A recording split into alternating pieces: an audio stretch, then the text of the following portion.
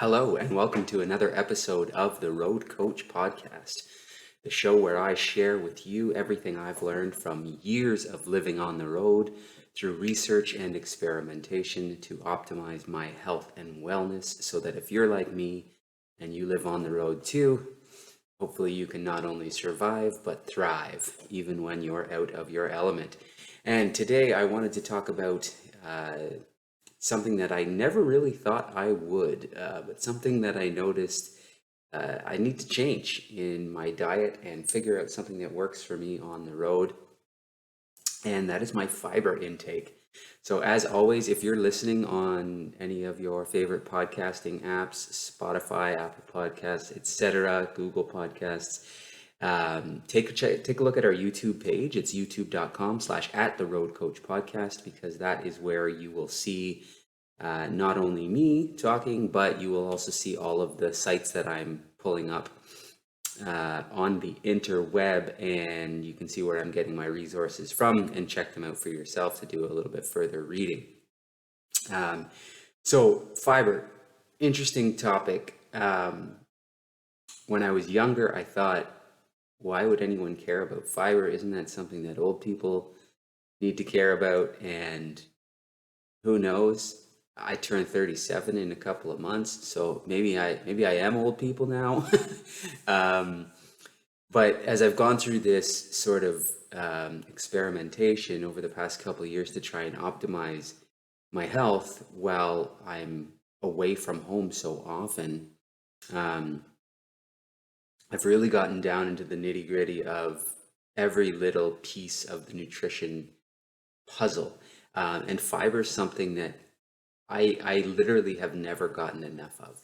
And it's sort of, the need for this is compounded because I'm actually in my scrubs right now. You can see for work, the company I work for, we're in the gastroenterology space, screening for colon cancer, etc.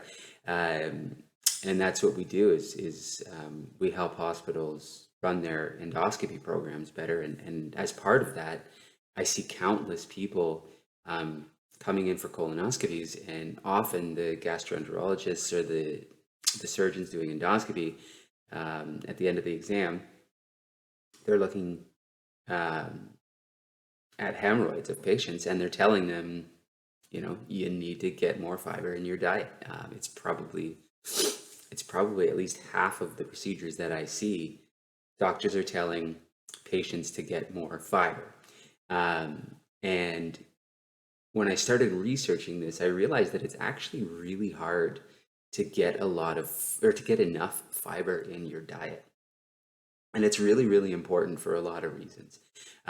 So I'm just going to start here. I've got the recommended daily allowance for fiber up. This is from Canada, again, because that's where I'm from. It'll be similar in any country probably that you live in, because our needs are relatively the same. We are all human. So Canadian women need 25 grams of fiber per day, and men need 38 grams of fiber per day. So why do we need fiber in general? Well, a couple of reasons. We don't digest fiber ourselves as humans. There's no mechanism for us to actually use fiber, but our gut bacteria do eat fiber. And so eating enough fiber feeds our microbiome. And I'm sure you've heard microbiome, gut health, those are all buzzwords these days. But they are really important because your gut really influences your mood, your overall weight, your mental health, and your focus. There's so many interplays between the gut and the brain, that this is something that everyone really should be focused on, and making sure that their gut health is in as good a shape as the rest of the things that they try to keep in good shape, like their physical shape, their mental, their spiritual, their emotional, their relationships. Your gut health is sort of the foundation of all of this, and fiber is a key piece of that. So how do we get fiber? How do we get fiber in our diet? So I pulled up a couple of different charts here. This first one is from the C.S. Mott Children's Hospital in Michigan, and it just has a chart of sort of the various fiber contents in food. And I'm just going to go through a couple of categories here. In the fruit category, the highest contributor of fiber that they've got listed is raspberries. And in a cup of raspberries, there's 8.4 grams of fiber. So if you look at that, you'd basically, if you were just getting your fiber from raspberries, and I know that's an oversimplified way to look at it, but if you're just getting your fiber from raspberries, you'd have to eat almost 5 cups of raspberries every single day. So relatively difficult to do. Dried prunes, 10 dried prunes has 6 grams of fiber. So again, about 1/6 of the amount of fiber in 10 prunes that you need on a daily basis. And then when it comes to the rest of fruits, it quickly drops off from there. A cup of blueberries has 4 grams. A pear has 4 grams. 2/3 of a cup of raisins has 4 grams. I don't know who can eat 2/3 of a cup of raisins. That is a lot of raisins, but I guess some people might. But again, we're just talking fractions of the amount of fiber you need. Going into vegetables, there's some really high fiber vegetables. A lot of them are beans, legumes. So you got baked beans. A cup of baked beans is 14 grams. Again, a cup of baked beans that's like a whole can of beans. I certainly couldn't eat all that in one sitting or in one day. And then again, that's only about 1/3 of the fiber you need. Lima beans, a cup of those are 13.2 grams. A cup of pinto beans, 14.7 grams. So you can see a lot of it is in the bean category, and it quickly drops off from there when it comes to vegetables. Cereal, obviously you've got your brand cereals. I don't personally eat any cereals, and when you're on the road, it's very difficult to take cereal with you. So I kind of count that category out for myself and those of you who travel. Sometimes you've got cereals in hotels, but again, it's hard to know what exactly that is, what kind of cereal you're looking at, because oftentimes it's just in like a clear container. So it might look like all bran, for example, but you don't know if it really is. But again, anything with bran in it, all bran from Kellogg's has 10 grams per half a cup, which is pretty good.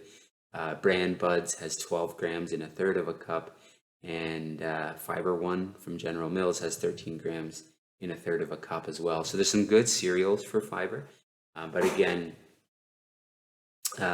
difficult. I mean, those are still all only 1/3 to a quarter-ish of the amount of fiber you need on a daily basis.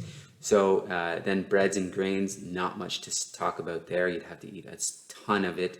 And then pasta, whole wheat pasta is kind of the best, but again, you're maxing out around 6 grams in a cup. And a cup of pasta is probably going to, I would say minimum, be around 300 calories. So you're taking in a lot of energy just to get a little bit of fiber. Don't really think it's worth it. And then I pulled up another site as well. This is from the Mayo Clinic, just because it's got a couple of different things on it that I wanted to pull up. But where was the one thing I wanted to pull up? Green peas boiled has 9 grams of fiber in 1 cup. Again, that's a lot of peas to eat, especially if you don't like peas, because I don't. And popcorn. So 3 cups of popcorn has 3.5 grams of fiber in it. And most of the time we're not eating 3 cups. Like when I eat popcorn, I eat a bag of popcorn. So a bag of popcorn is more like 10 cups. So you're getting, around 12, 13 grams of fiber if you're eating a whole bag of popcorn. So, that's not bad. I'd rather eat a bag of popcorn than I would a cup of baked beans. They have similar fiber contents, so that's something you could probably mix in there every once in a while as well. And then legumes and nuts and seeds, you got, split peas, lentils, black beans, baked beans. We already talked about all these things. They're all pretty good sources of fiber. But again, you got to eat 2 to 3 cups a day to get your fiber intake. And I don't think anyone's eating 2 to 3 cups of lentils a day. Interestingly enough, you can get these little bags of, I forget what the brand is, but you can get little bags of dried lentils as like a snack. You can get them at the airport. You can get them at the grocery store, but they are literally just dried out lentils with different flavorings on them, like chips. So you can get like salt and vinegar, you can get ketchup, you can get barbecue, you can just get regular salt and pepper, and they're a great little snack. They're crunchy, they're like eating peanuts, but the calorie content is way less, protein content is way better, and the fiber content is way better. So those little bags of lentils are really great. Um, and then chia seeds are actually pretty good. 10 grams of fiber in an ounce. However, an ounce of chia seeds is like 2 tablespoons. That is a lot of chia seeds. You're gonna have a lot of chia stuck in your teeth if you're mixing that in your yogurt. Sometimes I'll put chia in my yogurt if I'm just going for a day or two and I can pack some lunches. But again, I'm putting like 1 or 2 teaspoons, not 2 tablespoons, because it's a lot. Measure that out, and you'll see it'd be difficult to eat that much. So those are your fiber contents. So interestingly enough, this is the first time I've done this, but I decided to go to ChatGPT to see what AI said about fiber. So this is what ChatGPT said. It said it helps with regulate bowel movements, as we talked about. It lowers cholesterol levels, it stabilizes blood sugar, it promotes a feeling of fullness, which can aid in weight management. And here's how ChatGPT says to get more fiber. Eat more fruits and vegetables. Well, that's a given. We should probably all eat more fruits and vegetables. However, on the road, it's very difficult to do. It's hard to find high quality fruits and vegetables when you're constantly traveling from airport to hotel to restaurant. Whole grains, we talked about that as well. Legumes and beans, we've talked about. Nuts and seeds, again, good option, but nuts are very high in fat and high in calories, so you can easily overeat if you're trying to get your fiber from nuts and seeds. Then we talked about popcorn.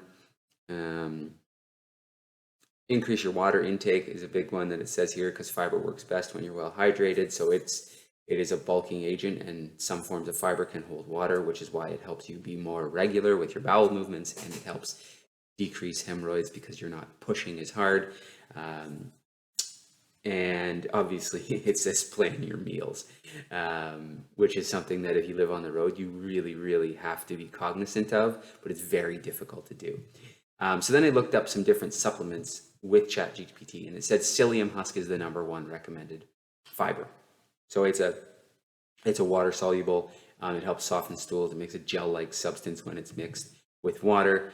So it promotes regular bowel movements. And then it's got a couple other ones here. Methylcellulose, inulin. Inulin I thought was interesting because it's a soluble fiber that occurs naturally, and it's in some plants, it's a prebiotic, meaning it helps feed the bacterial or the beneficial bacteria in your gut, promoting gut health along with the benefits of fiber. So I thought, that might be a good place to look if I'm trying to get more fiber. And then they have wheat dextrin here, again, a soluble fiber, and then calcium polycarbophyl and glucomannan. It's a soluble fiber from the cognac plant. So a lot of these are plant-based supplements. But again, from this list and what's readily available on the market, and especially stuff that's sort of travel ready to be on the road, inulin looks like a good option because it's also a prebiotic, so I like that idea. And then psyllium husk is the most, psyllium husk gives you the benefits of sort of bowel movements and water retention, and it's the most commonly recommended. So those are kind of the two that I'm going to look at moving forward. And see what we've got. So what have I been doing the last little while as I'm trying to figure out how I get more fiber in my diet? I've actually been eating a lot of this stuff. These are called Smart Sweets.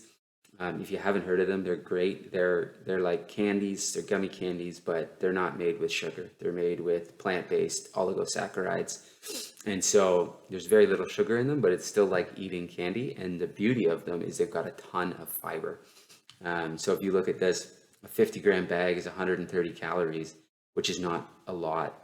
A 50-gram bag is, they're about 3 inches by 4 inches. It's a decent sized bag of candy with only 130 calories, very little sugar, and a ton of fiber. So that 17 grams there for me is like 60%, almost 55% of my fiber for the day, just with a bag of what feels like candy that I'm eating. Now it's hard to eat for me right now, recovering from jaw surgery, because it's gummy candy, so I kind of have to just suck on it and swallow it, but it does help get that extra fiber that I'm not getting in my diet otherwise, because especially being on mostly liquid diet, it's hard to get any fiber at all. So this is the type of fiber that it's made from. They're called oligosaccharides. They're plant-based oligosaccharides, and again, they can't be broken down by the digestive tract. They travel through your gut all the way to the colon, where they feed and support the growth of beneficial bacteria. And because of these, they're considered prebiotics, a source of prebiotic fiber. So that's an option for you. These Smart Sweets, they come in, there's lots of different options for you if you want to take bags of these on the road, but they're pretty pricey. They're like $4 or so a bag, and so you're eating that every day. That adds up, especially with all the other protein and supplements and stuff that you have to take if you want to optimize all of your nutrition. $4 a day is a lot to ask for. So so this isn't sustainable for me, but it's an option right now. So then I started to look up, what are some inulin options? So they make just pure inulin fiber powder. So this is one that's, I believe, is made in Canada. It's on Amazon for $28.49 right now, Canadian dollars, and it says it's got 106 doses in it, but it doesn't say what a dose is. So I looked that up elsewhere, and this is very difficult to see. It's kind of blurry on my screen, but it's because it's a picture of the nutrition label. But what it says here is that 1 to 2 level teaspoons, up to 3 times a day, but 1 teaspoon is 2.5 grams and 2 teaspoons is 5 grams. So 5 grams of 5 grams of inulin, or 5 grams of the equivalent dietary fiber would be 2 servings of this, I guess. So when I do the math on that, if I wanted to get sort of 15 grams, or just under half of my protein per day, or of my fiber per day, then I need, what was that? It is I would need 6 servings essentially. So it would be $1.62 a day. So still cheaper if I'm doing something like this than the Smart Sweets candy that I have been eating, but it's still a fairly high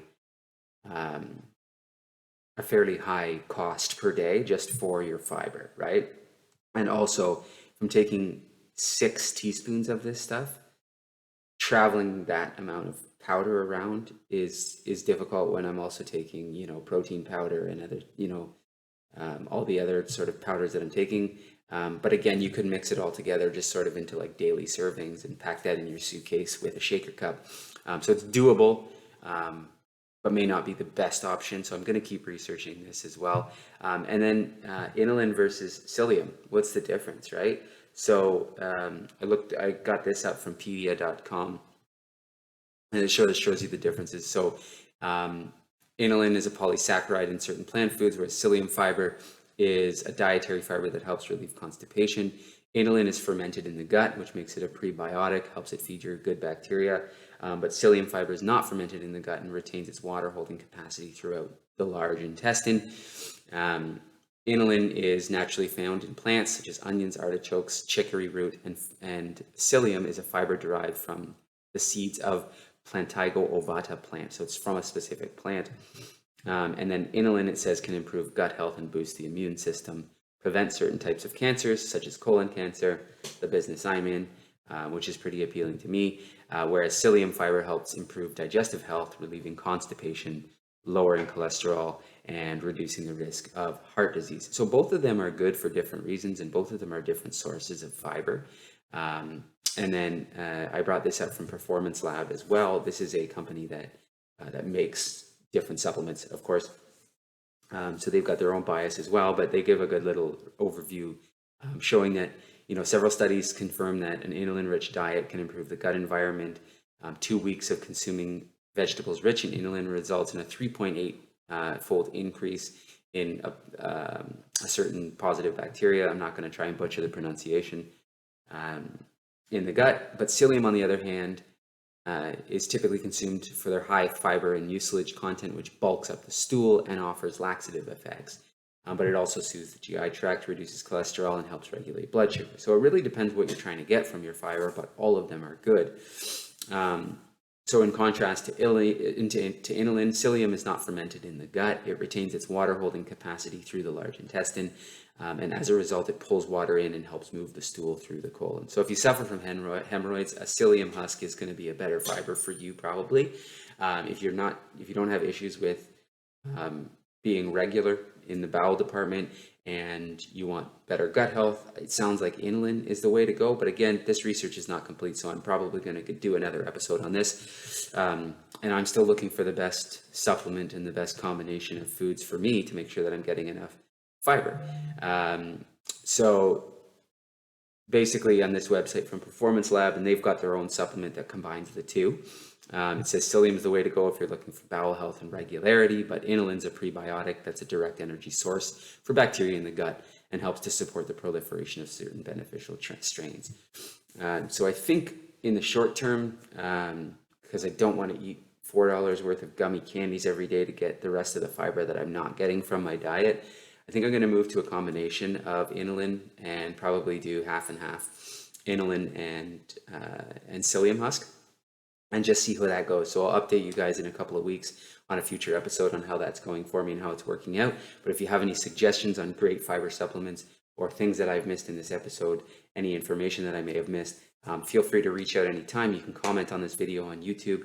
I read everything that you write, or you can reach out to me at RJCrate on Instagram as well. You can find me there, or give us a rating on any of your favorite podcasting apps, and you can write a review there as well, and comment on anything that you think I should do episodes on, or people you'd like me to interview, or topics you'd like me to cover. So that's it for this episode, and until next time, I hope you're thriving, even if you're out of your element. Cheers.